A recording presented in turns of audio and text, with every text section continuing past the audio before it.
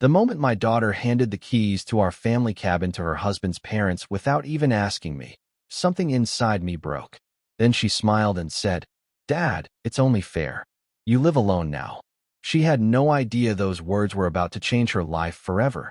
Stay with me, because before this day ended, the sheriff would be standing at that cabin, and nobody saw it coming. If you enjoy emotional family stories with unforgettable endings, subscribe to Behind Dad and become part of our growing family. You won't want to miss what's coming next. Before I continue, I should mention that the pictures and scenes you see throughout this video are creative visual illustrations meant to help bring this story to life. My name is Robert. I'm 69 years old, and after losing my wife 5 years ago, that little cabin became the only place where I still felt close to her. We built it together when we were young. Every wall, every window, every piece of furniture carried a memory. My daughter, Emily, grew up spending every summer there. I honestly believe those memories meant as much to her as they did to me. One Friday afternoon, Emily called instead of visiting.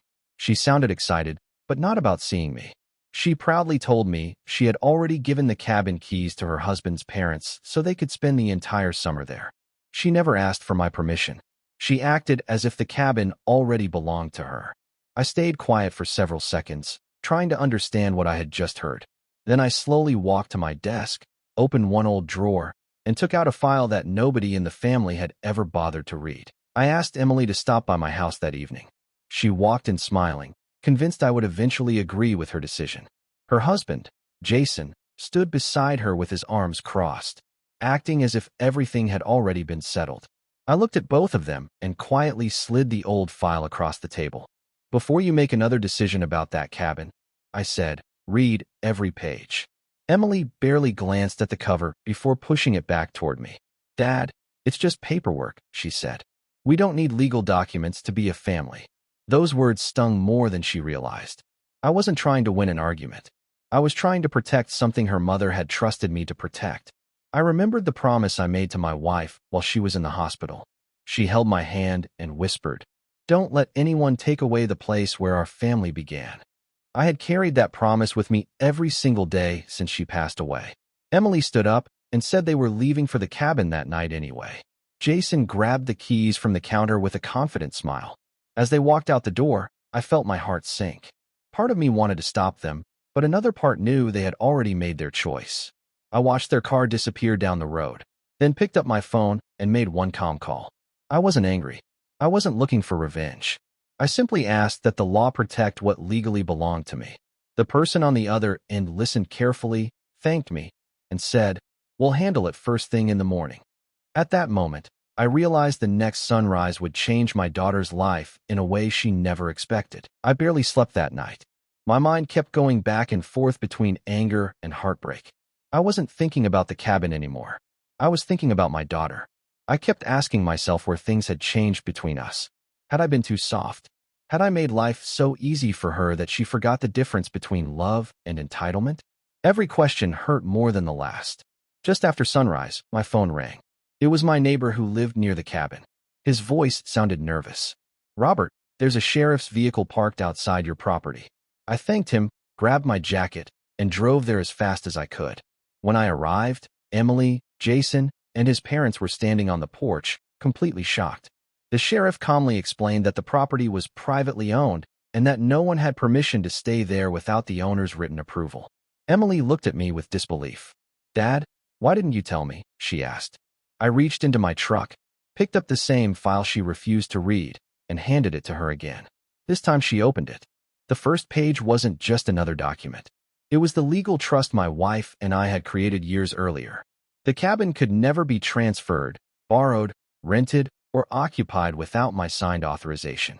It had been written that way to protect our family's legacy for future generations. As Emily continued reading, the color slowly disappeared from her face. She finally understood that I hadn't been hiding anything from her. She had simply chosen not to listen. Then the sheriff quietly asked Jason's parents to gather their belongings. Within minutes, they began carrying their bags back to the car, and the silence between all of us felt heavier than anything I had ever experienced. Emily stood there holding the file, with tears running down her face. She finally looked at me instead of the papers and whispered, "Dad, I never thought I was hurting you this much." Those words hit me harder than all the arguments we'd had. I wasn't interested in proving I was right.